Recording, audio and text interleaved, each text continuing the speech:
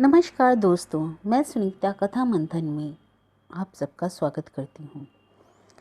कथा मंथन में आज की कहानी है माया, जिसके लेखक हैं विभूति भूषण बंदोपाध्याय।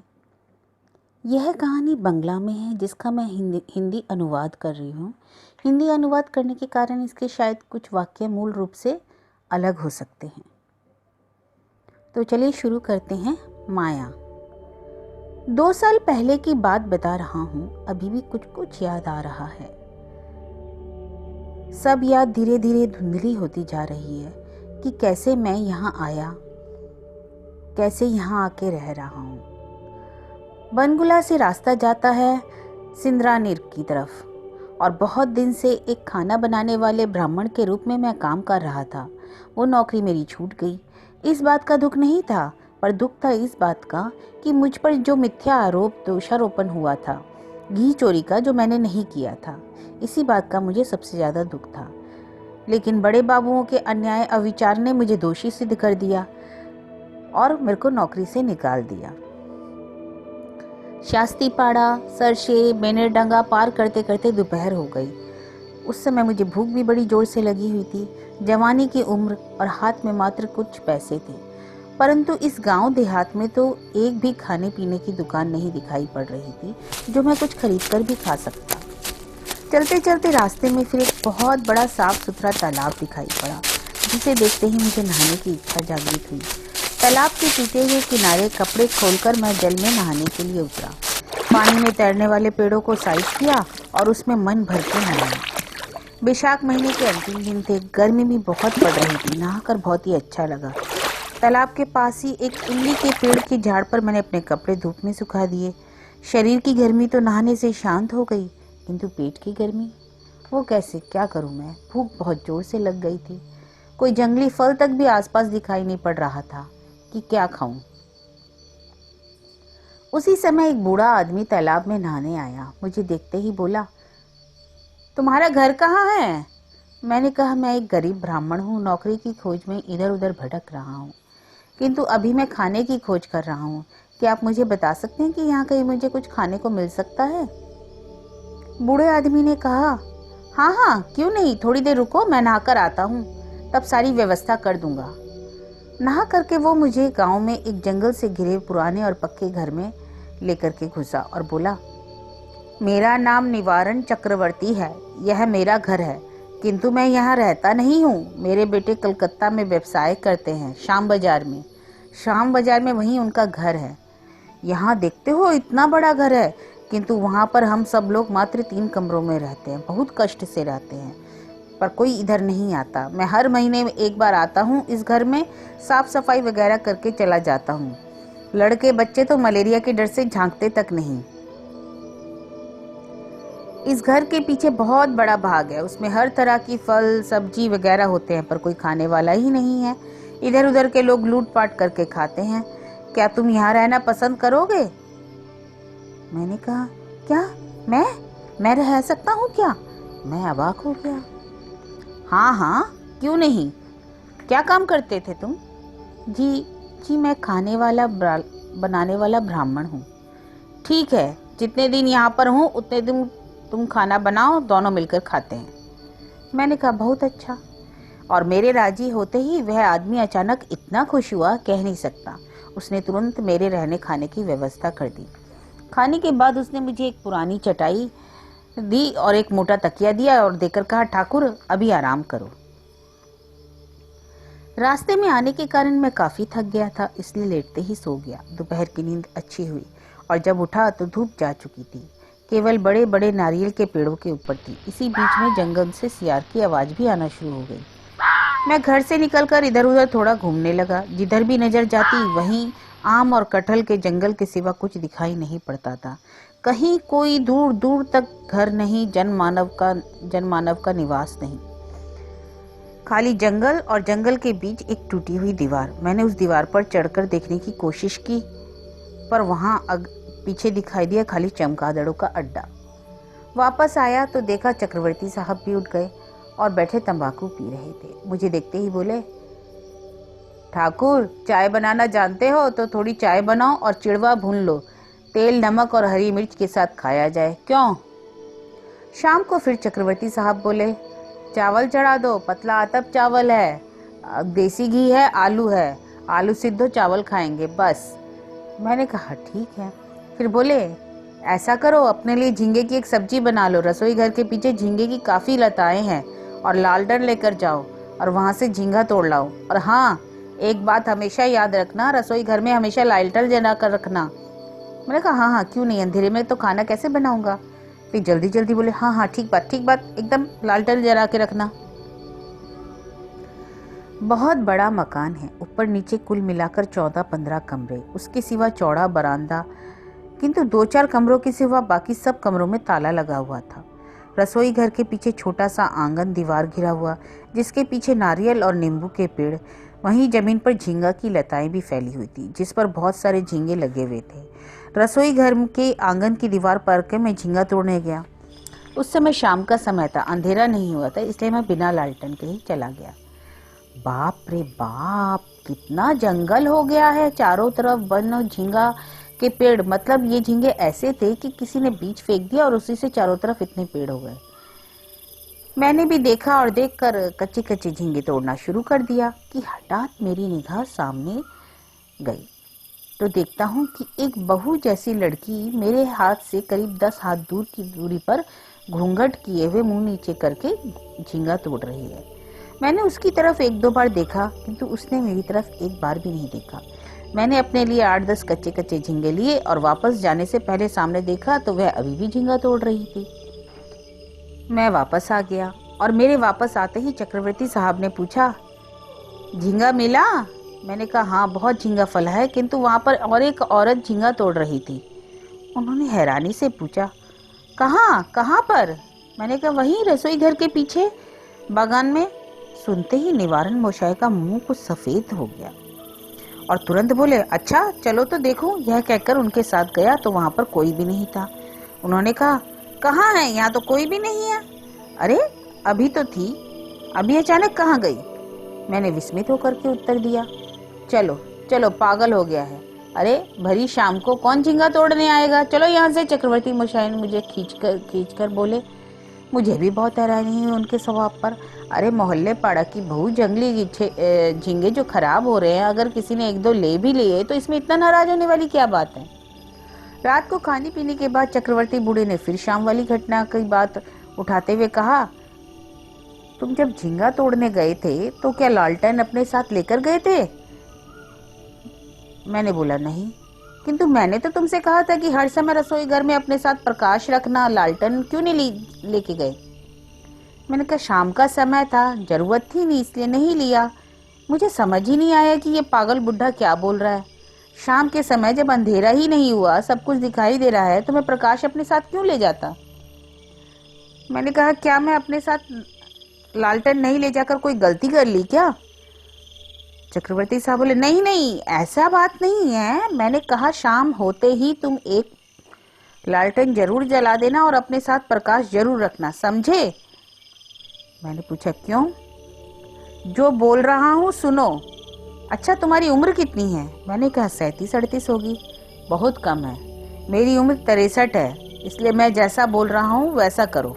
मैंने कहा ठीक है।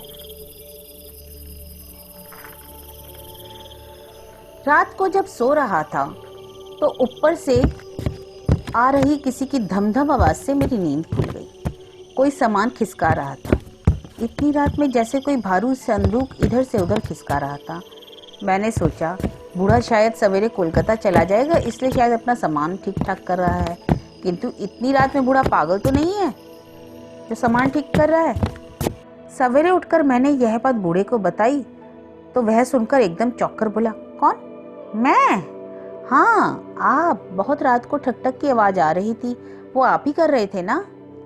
मैं हाँ ना हाँ करने में बूढ़ा हकला गया और बोला, अरे हाँ मैं ही कर रहा था। तो मैंने कहा, अरे आपने मुझे क्यों नहीं बताया, मैं ठीक ठाक कर देता आपका सामान। इस पर बूढ़े ने कुछ उत्तर नहीं दिया। ठीक 9 बजे तक मैंने दाल चावल और झींगे का भाजा बनाकर दोपहर का खाना तैयार कर दिया, जिसे खाकर अपनी पोटली लेकर चक्रवर्ती बाबू कलकत्ता के लिए रवाना हो गए और जाने के समय उन्होंने कहा, ठाकुर अपना घर समझकर रहो, यहाँ फल सब्जी जैसे अमरूद, आम, कटहल, बढ़िया पपीता खाओ और ज़मीन पर उगाओ। 1.5 बीघा खाली ज़मीन है, अपना समझ करके रहना और देखभाल भी करना। मैंने कहा, ठीक है। देखो ठाकुर, यहाँ चिंता मत करना किसी बात की, पर हाँ एक बात और है। मैंने पूछा, क्या? चक्रवर्ती बाबू ने अपने स्वर को गंभीर करते हुए कहा, कितने ही लोग यहाँ तरह तरह की अफवाहें और बात बताएंगे, तुम्हें तोड़ने की कोशिश करेंगे, किंतु तुम किसी की बात पर कान मत देना। घर की देखभाल अच्छे से करना। 2 कमरे मैंने तुम्हारे लिए खुले छोड़ दिए हैं। पेड़ के फल फूल का उपयोग करो। आदमी के अभाव में घर के आसपास बहुत जंगल हो गया है, और तुम अच्छे से रहो, आसपास की बातों पे ज्यादा कान मत देना। इतना कहकर बूढ़ा चला गया। मैं तो जैसे उसके प्रस्ताव से आकाश में ही उड़ रहा था। इतना बड़ा घर और उसके 2 बड़े बड़े कमरे मेरे व्यवहार के लिए, इसके अलावा इतना बड़ा बरामदा, रसोई घर तो है ही, और घर के अंदर कुआं भी है जिससे पीने के पानी का कष्ट नहीं। सूखी लकड़ी भी बहुत है, लकड़ी की भी असुविधा नहीं। और बूढ़े ने मेरा महीना भी बांध दिया, 10 रुपये, और प्रायः आधा मन पतला आतप चावल है, देसी घी है, खाने के लिए बूढ़े मेरे को देकर गया है। फल फूल सब्जी के तो पेड़ों में कोई कमी ही नहीं है। मुझे ऐसा एहसास हुआ कि भगवान ने मुझे छप्पड़ फाड़ कर दान दिया है।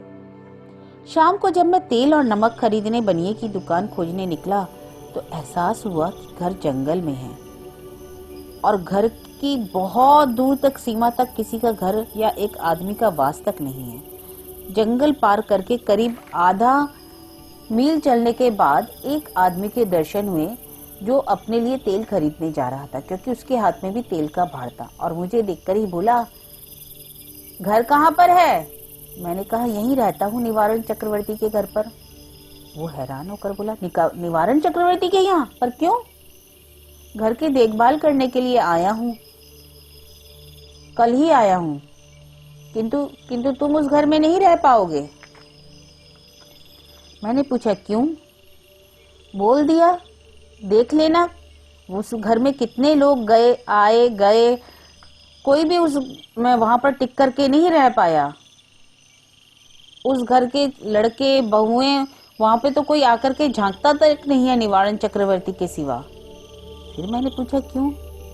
भाई मैं क्या जानूं इस बात को, बहुत ही भयानक घर है वो, तुम विदेश से आए हो तो खूब सावधान से रहना। और कुछ उस आदमी ने नहीं बोला। इतना बोल करके वह चला गया।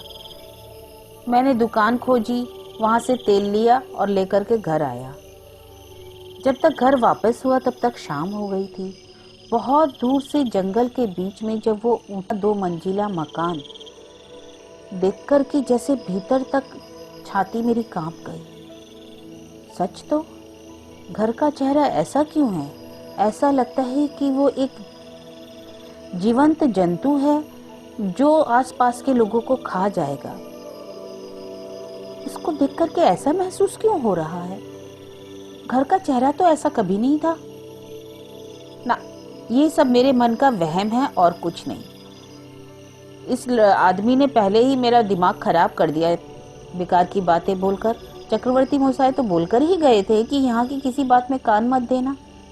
मैंने अपने लिए तेल नमक खरीदा और फुर्ती के साथ वापस आया, और आते आते मैं सोचने लगा कि मुझे तो इन सब बातों में कान ही नहीं देना चाहिए। क्यों मैं बेकार की बातों में कान दिया? इतना अच्छा भगवान ने मुझे रहने की जगह और खाने के लिए दिया है, तो मैं अब किसी की नहीं सुनूंगा।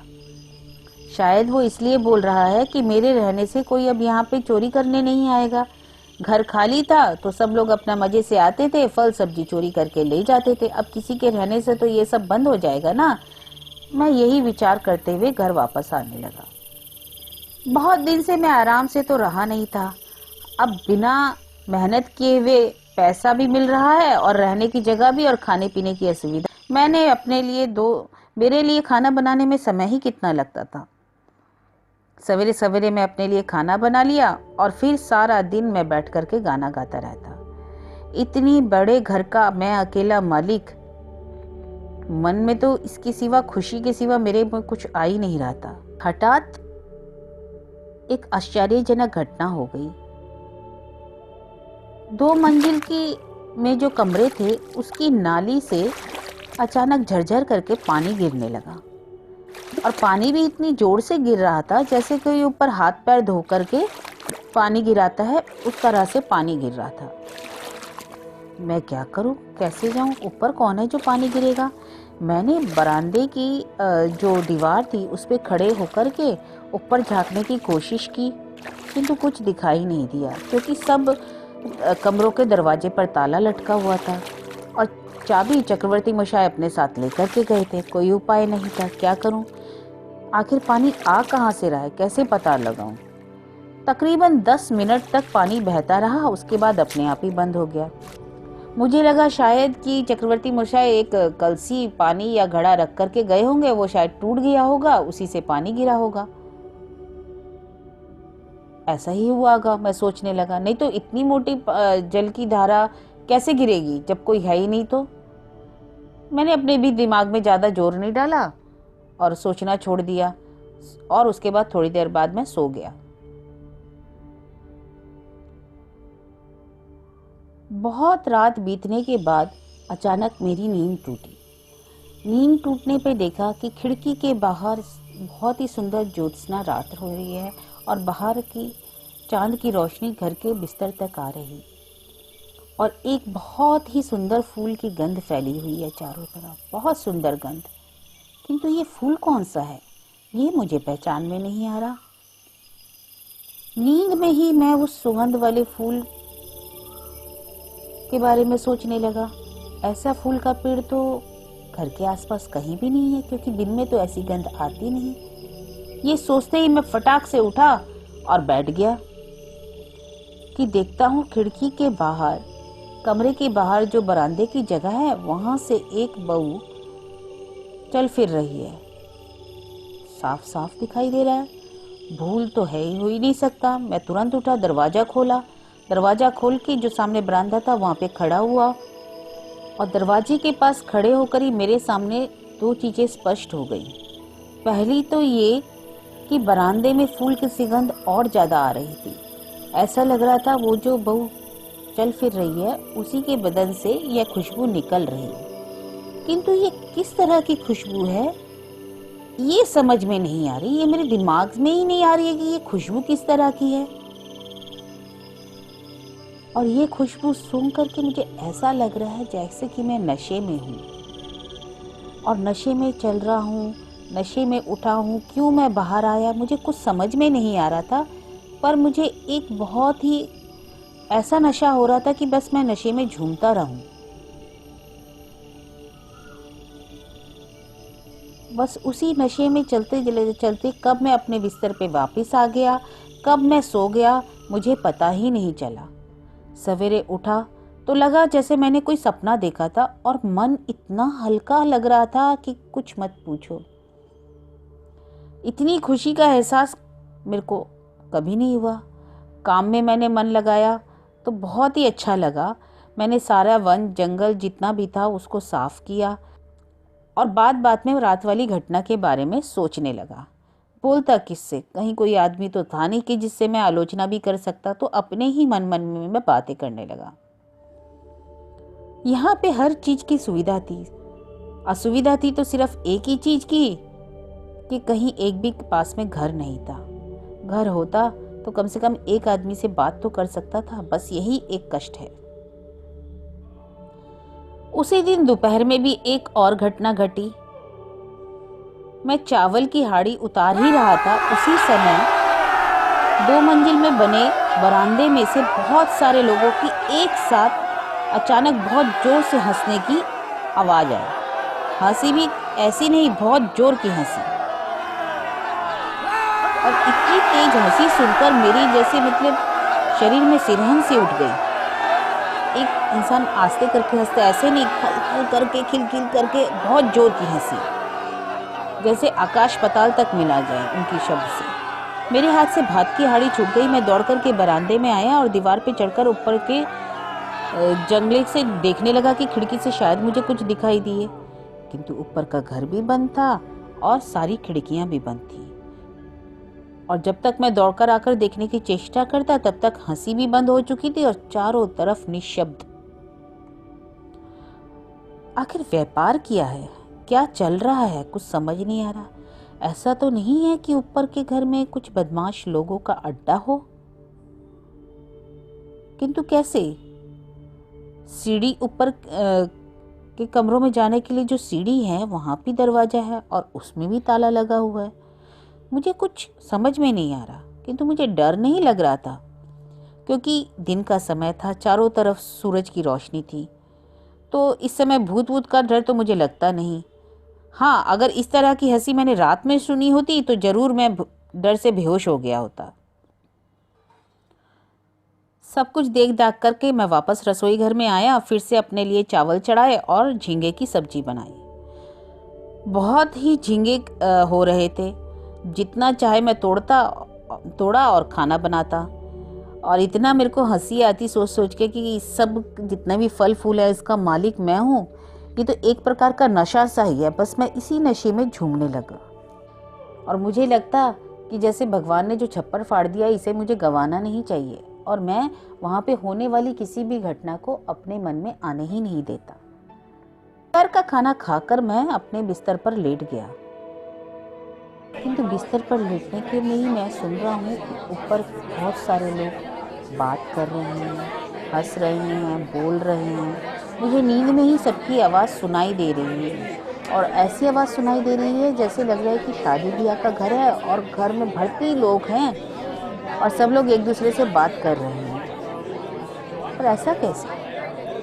मुझे तो कोई नहीं दिखाई दे रहा। ये कहीं मेरे मन की तो भूल नहीं है, कहीं किसी से मैं बात नहीं कर रहा हूँ या कोई मुझसे कुछ वो आदमी ने जो बोला तो शायद मेरे मन का भूल हो ये।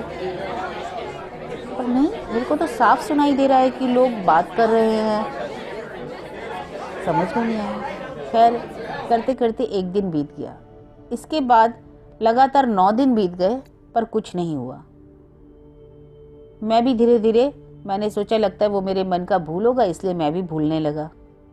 9-10 दिन तक कोई घटना नहीं घटी, मैं भी आराम से रहा। 9-10 दिन में मेरा शरीर भी बहुत चंगा हो गया क्योंकि खाता था, पीता था और सिर्फ सोता था। काम धाम तो कुछ करने का था नहीं। ऐसा आराम मिला था कि बस बैठे रहने को मन चाहता। वैसे तो मैं खूब ही मेहनती आदमी हूँ, किंतु यहाँ आकर मुझे पता नहीं क्या हो गया है। कोई काम करने की ही मन नहीं होता, खाली नींद आती है, खा पी करके सोने को मन करता है। क्या 8-10 दिन इच्छा भर के आराम करने के बाद मन हुआ कि रसोई घर के पीछे जो झींगा का जंगल है उसे थोड़ा साफ कर लूं। अच्छे झींगा की लता को तो रखूंगा और खराब झींगे की लता को तोड़ करके हटा दूंगा और वहां पे दूसरे पेड़ पौधे और लगा दूंगा, जैसे कि घिया हुआ, मिर्च हुआ, टमाटर हुआ। ये सोच करके मैं कुदाल वगैरह लेकर के पहुंचते ही देखा कि वही बहू फिर से झींगा तोड़ने आई है और अपने मन में वो झींगा तोड़ती जा रही है। आसपास देख भी नहीं रही, मैं खड़ा हूं मुझे भी नहीं देख रही है, झींगा तोड़ती जा रही है। उसी समय फिर से वही हंसी की आवाज। 2 मंजिल के घर से फिर से अचानक इतनी तेज आवाज भी आने लगी और खिड़की, जंगले, जितना भी था सब, दरवाजा ऐसा लगा कि एक साथ खुल रहे हैं, बंद हो रहे हैं। इतनी भयानक आवाज आने लगी। मेरे हाथ में जो कुदाल फावड़ा था वो मैंने फेंक दिया और ऊपर की तरफ देखने लगा। जब देखा खिड़की दरवाजे खुल रहे, फिर मैं दौड़ करके रसोई घर के सामने बरामदे में आया और उसकी दीवार पर खड़े होकर के मैंने ऊपर चढ़ के ऊपर झांकने की कोशिश की। झांका तो देखा नहीं, 2 मंजिल घर के तो सारे दरवाजे और जंगले सब बंद हैं, जैसे बंद थे वैसे ही हैं। आखिर व्यापार क्या है? अरे घर में क्या किसी का कोई मिर्गी का दौर है या घर कोई मिर्गी का दौर पड़ता है कि बीच बीच में इतनी भयानक आवाजें आती हैं? ना मैं पागल हो गया हूं? मुझे कुछ समझ में नहीं आता। और उसके बाद सब शांति, एकदम निशब्द, कहीं कोई आवाज नहीं। औरत झींगा तोड़ने आती है, दौड़कर देखा कि उससे कुछ पूछूं तो जाकर के देखा तो वो भी वहां पर नहीं थी। खैर, मैंने फिर अपना काम किया और वापस आया उसी रात को एक घटना घटी, बहुत ही मजे की घटना। मैं खा पी कर सोया था। लेटते ही मुझे हल्की सी नींद भी आने लगी थी कि उसी समय मैं देखता हूँ कि मेरे बिस्तर के चारों तरफ बहुत सारे लोग खड़े हुए हैं। सबके सिर पर लाल पगड़ी, हाथ में छोटी छोटी लाठी, और सब आश्चर्य से मुझे ही देख रहे हैं। एक जैसे चेहरे के करीब 50-60 लोग। मैंने कभी ऐसा नहीं देखा था। मेरे को बहुत आश्चर्य हो रहा था। उसमें से एक जन बोल उठा, अरे हमारे बीच में आज ये कौन है? अरे ये तो दिख रहे हैं पृथ्वीवासी है, बहुत दिन से यहाँ रह रहा है। देख रहा हूँ ये घर की देखभाल करने आया है। जो भी यहाँ आता है इस घर में वही बोलता है कि इस घर में एक आदमी रह रहा है। सब झूठ, यहाँ कोई आदमी नहीं है। कहाँ है इसका घर? तो ये तो आदमी दिखाई दे रहा है, ये जो लेटा हुआ है। ना ना ना, कोई आदमी नहीं है, सब लोग, कोई नहीं है। और चलो चलो, कोई नहीं है, चलो हम लोग सब नाचना शुरू करते हैं। भूत का नाच? मैंने तो सुना ही था और आज देख भी लिया। क्या क्या कांड कर रहे थे सब लोग, लाठी बजा बजा करके नाच रहे थे। मेरे तो शरीर में ही एकदम अबुझ हो गया, कोई होश ही नहीं है। क्या विकट अट्टहास, क्या हंसी। किंतु मेरे बिस्तर को किसी ने छुआ भी नहीं।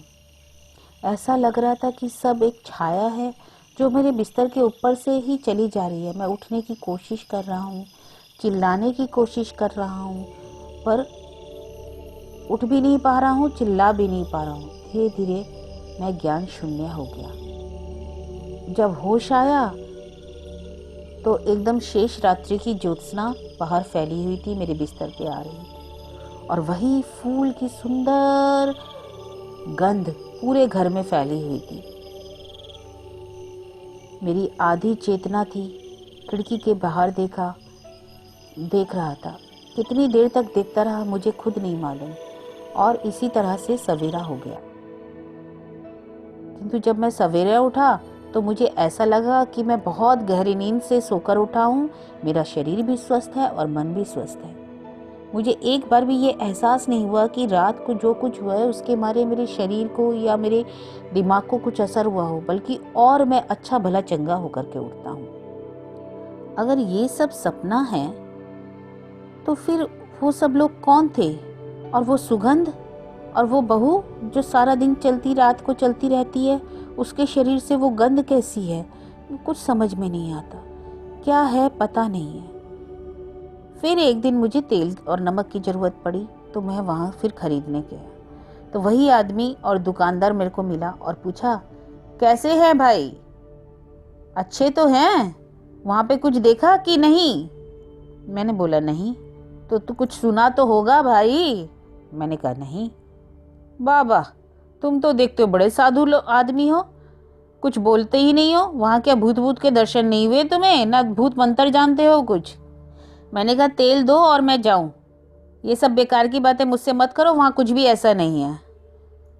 तो इतने में दुकानदार बोला, अच्छा तुमने वहाँ एक औरत को नहीं देखा जो जिसके शरीर से एक बहुत सुंदर गंध निकलती है, हमेशा घूंघट ओढ़े वहाँ घूमती रहती है?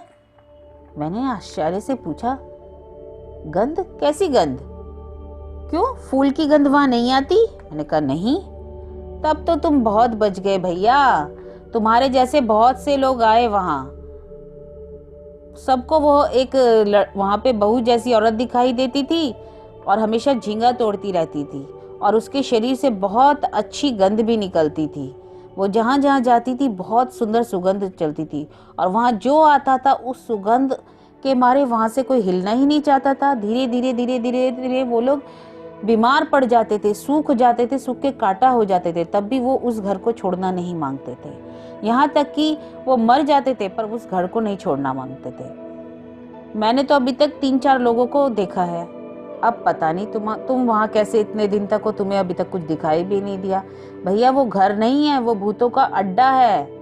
भूत वहाँ पे जो आदमी वहाँ रहता है, भूत उसको पागल कर देता है, और इतना पागल कर देता है कि उसे उस घर को छोड़ करके कहीं जाना अच्छा ही नहीं लगता। वो वहीं रहना मांगते हैं, चाहे भूखे रहे चाहे कैसे भी रहे, वो वहीं रहना मांगते हैं। उस घर को छोड़कर कहीं कोई नहीं जाता।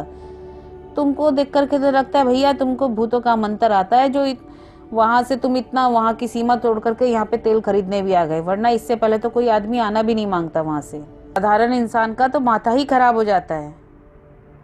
मैंने चुपचाप तेल लिया और घर की तरफ आ गया, और आते आते सोचने लगा, दिमाग खराब।